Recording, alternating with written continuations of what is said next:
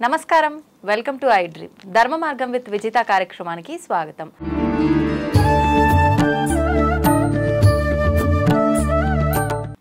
నమస్తే అండి. నమస్కారం. తెలుగు నూతన సంవత్సరంగా పిలుచుకునే ఉగాది పండగ రాబోతోంది. మనందరికీ కూడా మొదటి పండగ, తొలి పండగ. ఈ పండగతోటే మనకు అన్నీ కూడా ప్రారంభమవుతాయి. ఇంకా మిగతా పండగలన్నీ కూడా మామూలుగా ఉగాది అనగానే పంచాంగ శ్రవణం అంటుంటారు, షడ్రుచుల కలయిక ఉగాది పచ్చడి అంటుంటారు. ఇప్పటి నుంచే మనకు కొత్త చిగుర్లు మొదలవుతుంటాయి అని అంటుంటారు. నిజంగా అసలు ఏంటి ఉగాది విశిష్టత ఏంటి? ఉగాదిని యుగాది అని చెప్పి పిలుచుకుంటుంటారు, మరి అది వాడుకలో ఉగాదిగా మారిపోయింది. అసలు ఏంటి దీని వెనకాల ఆంతర్యం ఏంటి? ఇవన్నీ కూడా తెలియజేయండి. అంటే శాస్త్రజ్ఞానం అనమాట. ఉగాది అని అంటే 12 నెలల, మీరు అన్నట్టు పంచాంగం. 12 నెలల పంచాంగమే ఎందుకు చెప్పాలి? 60 సంవత్సరాల వసంతం కదా మనది. యాక్చువల్లీ 60 years మనది. ఈ 60 సంవత్సరాలకు ముందు ఏమున్నది? యుగాది అనేది బ్రహ్మ యొక్క రోజమ్మ. ఎందుకంటే యుగ పురుషుడు ఆయనే. యుగాది అని ఆ నక్షత్రాలన్నిటినీ ఇంతకు ముందుకు, అంటే ఆయన గారు రాయక ముందుకు, ఆయన గారు వివరణ ఇవ్వక ముందుకు నక్షత్రాలు, సూర్యచంద్రులు మరియు ఈ ఖగోళం అంతా ఒక నిర్దిష్టమైన స్థితిలో ఉండకపోయేదంట. ఓకే. అప్పుడు దేవాది దేవతలు మానవ శరీరాలు ఒకవేళ ఎవరి పనులు వాళ్ళు చేసుకున్నా కూడా డే అని, మార్నింగ్ అని, లేకపోతే ఒక సమయం అని, లేకపోతే ఈరోజు అమావాస్య అని, ఈరోజు పౌర్ణమి అని ఈ నిర్ణయాలు లేని సమక్షాన్ని ఈ నక్షత్రాలన్నింటినీ, అంటే వాటి యొక్క ఆగమనం, అంటే అవి ఎక్కడెక్కడెక్కడెక్కడ ఉన్నాయని అర్థం. బాగా ఉంచాను. ఆగమనం అంటే ఏంటంటే స్థితి అనేది లేదు అన్నట్టు. వాటిని ఒక స్థితికి తీసుకొని వచ్చి రోజుని ప్రారంభించిన రోజు అనమాట. ఎలా ప్రారంభించాడు? బ్రహ్మ. ఆయన అయితే రాతలు రాశాడు, ఒక యుగాన్ని ఆరంభించాడు కదంటే. ఆ తర్వాత బ్రహ్మకున్న హక్కు ఏంటంటమ్మా, సమస్త జీవరాశులని ఆయన రాత మాత్రమే రాయగలడు. దాన్ని పాటించడానికి అనుమతి కావాల్సింది మహావిష్ణువుది. కానీ పాటించడానికి, ఒక జీవిత చక్రం నడవడానికి అనుమతి మహాముక్కంటిది కావాలి. అంటే పుట్టడానికి, చావడానికి ఈయనగారే మూలధారం. ఇలా ఉన్న ఆ తరుణాన్ని పార్వతీ పరమేశ్వరులకి ప్రతీకగా జరుపుతారు ఉగాది. ఎలా? విష్ణు మహానీయుడి పాత్ర ఏంది ఇందులో? ఇప్పుడు బ్రహ్మ రాశాడు యుగాన్ని మొత్తం, నక్షత్రాల ఆగమనం మొత్తం. మహావిష్ణువు జీవితం మొత్తం మీరు బాగుండాలని, ఉద్యోగం అని, ఈఎంఐలని, లేకపోతే ఏదో కట్టుకోవాలో ఉండాలనేది ఒక అలంకరణ ఖచ్చితంగా ఆయన జీవితంలో ఉంటాడు. అంటే ఆయన నేర్పించేది లక్ష్మీ స్వరూపంతో అదే. పార్వతీ పరమేశ్వరులకి అధికారం ఎందుకు వచ్చిందనంటే అమ్మా, వాళ్ళ జగత్తుకే గొప్పవాళ్ళు కాబట్టి వాళ్ళిద్దరి అనుమతితోనే కుటుంబాలన్నిటికీ వివరణ అవసరమని మన శాస్త్రం. శివపురాణమే కానీ, దేవి పురాణమే కానీ, మీరు ఏ పురాణాల్లో తీసుకున్నా కూడా మహావిష్ణువుకి, శివుడికి మాత్రమే ఎక్కువ శాతంగా వివరణలు కనిపిస్తూ ఉంటాయి. అర్ధనారీశ్వరి తత్వాన్ని ఇవ్వడం కోసమని తండ్రి చూపించిన గొప్ప నిర్ణయానికి ఉగాదిలో మహంకాళి పాత్ర ఎక్కువ ఉంటుంది. మహంకాళి పాత్ర ఎలా బాగా గమనించి చూస్తే అమ్మా, ఒక దేవత స్వరూపం మన దగ్గర మనం పెడతాం. షడ్రుచులు అనే విషయం ఇక్కడ ఎక్కడ రాలేదు, నేను యుగం గురించే చెప్తున్నాను. కాళి మహంకాళిది ఏంటంటే అమ్మ ఆది బీజం. అంటే ఒక స్త్రీ అఖండంగా ఆవిడ జీవితం మొత్తాన్ని ఎవరి కోసం వివరిస్తుంది? కుటుంబం బాధ్యతలు. అంటే కుటుంబ బాధ్యతలు అంటే ఇప్పుడు మీ ఇంటికి వచ్చేసరికి నీవైతే మరి యావత్ భూమండలానికి అమ్మ పార్వతీమాతే కాబట్టి ఆవిడకి వివరణ గౌరవమే వేప కొమ్మలు. బాగా గమనించాలి. వేపాకులు ఎందుకు పెడతారు? చల్లదనానికి పెడతారు. మామిడి ఆకులు ఉగాదిలో లేవు, బాగా గమనించండి. బాగా గమనించి చూస్తే మామిడి ఆకులు ఉగాదిలో పెట్టకూడదు అనేది శాస్త్రం. ఎందుకు పెట్టకూడదు అనేది చెప్పాలి. మహానుభావులు ఉంటారు కదా చూసేవాళ్ళు. ఎందుకు పెట్టకూడదు అని అంటే, కొత్తగా వచ్చిన మామిడి కాయలు ఏవైతే ఉంటాయమ్మా, కొమ్మలుగా తెంపేస్తే ఆ పంట చేతికి రాదు. ఇది వివరణ చాలా బలంగా ఉంది మన దగ్గర. మన వాళ్ళు కేవలం ఆకే తెంపరు కదా, ఇట్లా మండలు తీసేసినప్పుడు పండ్లు చాలా చాలా చాలా వృధా అయిపోయి నేల పాలైతాయి తల్లి. అందుకని ఉగాది రోజు వేప కొమ్మలు పెట్టమంటారు. వేప కొమ్మలే పెట్టాలి, వేపాకులే పెట్టాలి. అప్పుడే వచ్చిన వేప పువ్వు పెడతారమ్మా, ఉగాదిలో వేస్తారు. ఎందుకు వేస్తారు తెలుసా? దాని అంతరార్థం ఏంటంటమ్మా, వేప పువ్వు వేయడానికి మన దగ్గర జీర్ణక్రియ బాగా కావడానికి అర్థం. దీని ఒక అర్థం.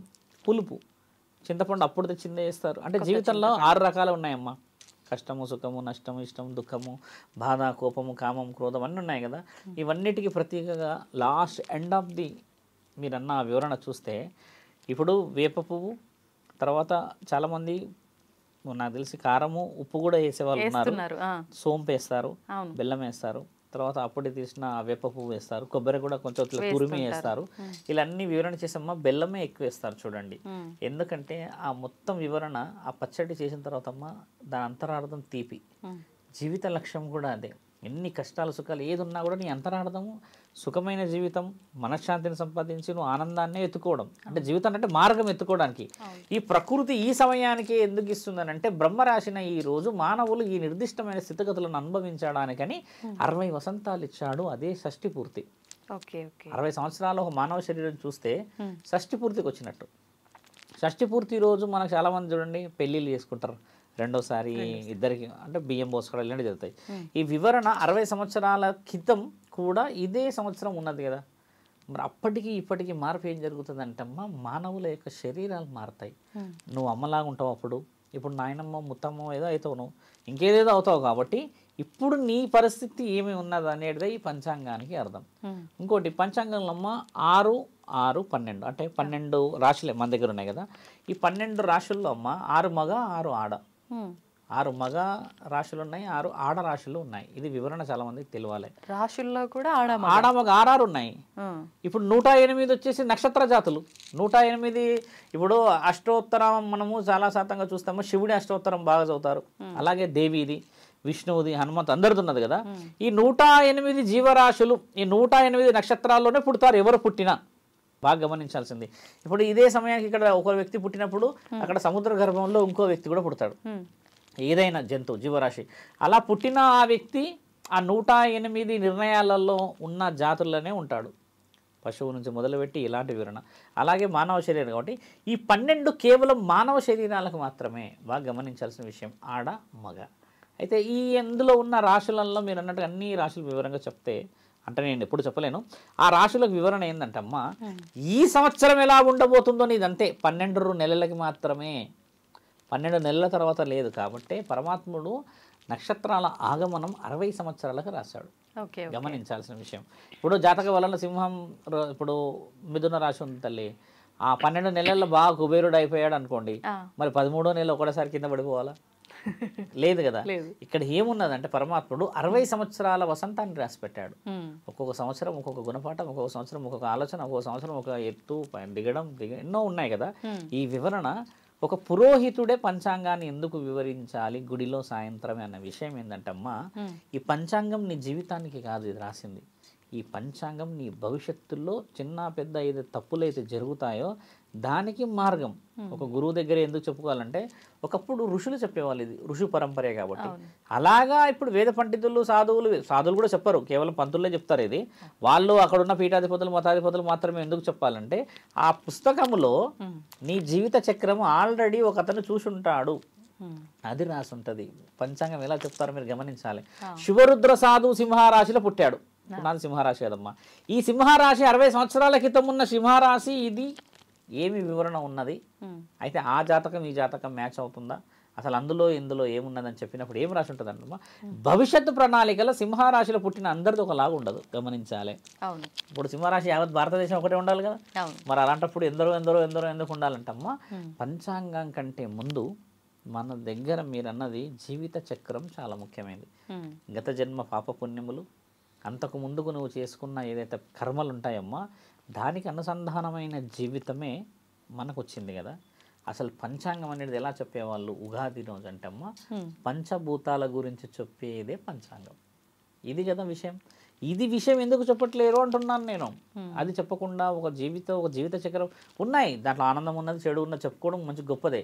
పంచాంగం ఒకప్పుడు చదివేది ఏంటంటే రాబోయే వర్షాకాలం జాగ్రత్తలు ఏమున్నాయి, ఒకవేళ తీవ్రమైన కుంభవృష్టి లేకపోతే అనావృష్టి వస్తే ఏం చేయాలి, వ్యవసాయం ఒక చేతికి వస్తే ఏం చేయాలి, రానున్నది ఏదన్నా సూక్ష్మమైన వ్యాధులు రాబోతున్నాయా, విపత్తులు ఏదన్నా చాలా పెద్ద వర్షాలు లేకపోతే భూకంపాలు ఇలాంటివి ఏమైనా రాబోతున్నాయా అనేది పొందపరచడమే గురు లక్షణం.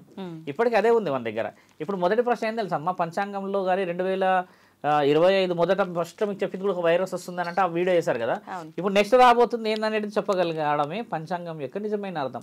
పంచభూతాల గురించి వివరించగలిగిందే కదమ్మా. మనిషి ఉండేది కూడా పంచభూతాల్లోనే కదా. ఈ ఉగాది నుంచి నేర్చుకోవాల్సింది ఏంది వివరంగా, షడ్ రుచులు. ఇప్పుడు 6 రుచులు కలిసిన జీవితం మొత్తము మానవ శరీరానికి ఏమి ఇస్తుంది అని అంటే ఆ యొక్క పచ్చడిని తిన్న తర్వాత తీయగుందని అంటాం కానీ ఎవరు కారం ఎక్కువైంది అన్నారు. బాగా గమనించండి. కాబట్టి మన జీవితాన్ని సార్థకం చేసుకోవడానికి ఇచ్చిన పండగ అది. ఉగాదిలో చాలామంది మార్పులు చేర్పులు ఏం చేస్తారు బాగా గమనిస్తామ్మా.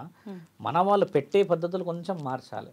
దీపాలు ఏం చేస్తారంటమ్మా, ఒక దీపం ఇక్కడ ఒక దీపం ఇక్కడ పెడతారు మన వాళ్ళు ఇంట్లో. ఇప్పుడు కూడా దీపం అలా పెట్టకూడదు. 2 దీపాలు ఎప్పుడు కూడా కుటుంబంలో పెట్టే అర్హత మనం తీసుకోకూడదు. 3 దీపాలు పెట్టాలి. ఎలా పెట్టాలి 3 దీపాలు? చిత్రపటాలు ఇలా ఉంటాయమ్మా దేవుడి, మనం పైన పువ్వులు పెట్టుకుంటాం, అన్నీ చేసుకుంటాం, అంత వివరణ ఇస్తాం కదా. ఇక్కడ 1, 2 అక్కడ పైన ఉన్న 3 ప్రమిద పెద్దగా ఉండాలి. బాగా గమనించాలి. 2 చిన్న ప్రమిదలు ఇలా ఉన్నాయి తల్లి. ఇక్కడ ఉన్న ప్రమిద కొంచెం హైట్ ఉండాలి.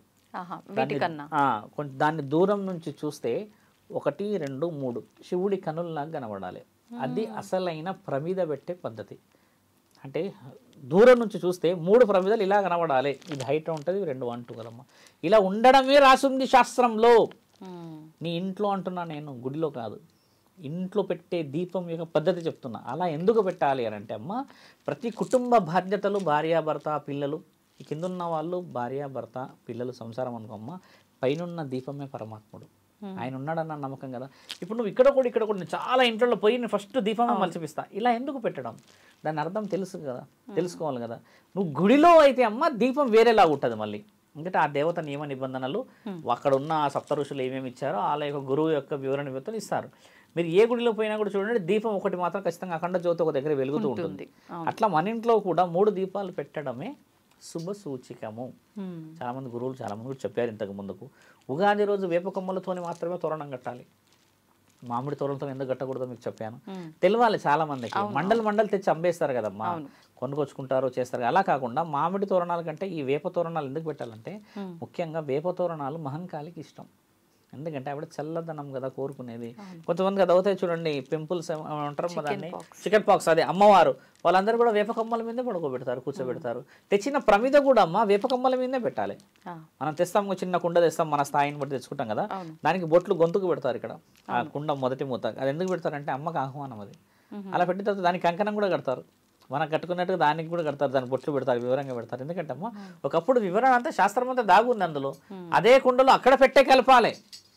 బాగా గమనించాల్సిన విషయం ఏంటంటే అమ్మ, ఫస్ట్ అక్కడ పెట్టి వేపాకులు పెట్టి అందులో వేసి అక్కడే కలపాలి. పూజ గదిలో మొత్తం అంతా తీసుకొచ్చి వంటగదిలో కలిపేసి తీసుకొచ్చి పెట్టడం కాదు. చాలా మంది చేసే పొరపాటు కూడా అదే. మరి అమ్మ వచ్చిన తర్వాతనే కదా ఒడి నింపేది. నువ్వు ఒడి అంటే ఇదే కదమ్మా, షడ్రుచులే కదా.